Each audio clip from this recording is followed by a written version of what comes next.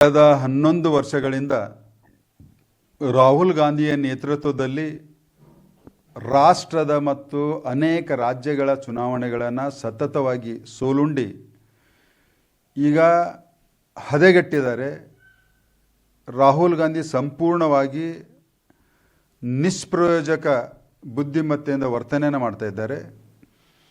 ರಾಹುಲ್ ಗಾಂಧಿ ಗೊತ್ತಾ, ತಮ್ಮ ರಾಜಕೀಯ ಭವಿಷ್ಯ ಅಂಧಕಾರದಲ್ಲಿ ತಳ್ಳಿದ್ದಾರೆ ಅನ್ನುವಂಥ ಭಾವನೆಯನ್ನು ವ್ಯಕ್ತಪಡಿಸಿ ಇವತ್ತು ವಿದೇಶದ ಭೂಮಿಯ ಮೇಲೆ ಹೋಗಿ ಭಾರತದ ವಿರುದ್ಧ, ಭಾರತದ ಸಾಂಸ್ಥಿಕ ಸಂಸ್ಥೆಗಳ ವಿರುದ್ಧ ಮತ್ತು ಪ್ರಜಾಪ್ರಭುತ್ವದ ವಿರುದ್ಧ, ಚುನಾವಣೆ ಆಯೋಗದ ವಿರುದ್ಧ ಹೀಗೆ ಮಾಡುವುದು ಸ್ಪಷ್ಟವಾಗಿ ಅವರು ಮತಹೀನ ಆಗಿದ್ದಾರೆ, ಬುದ್ಧಿ ಕೆಟ್ಟು ಹೋಗಿದೆ.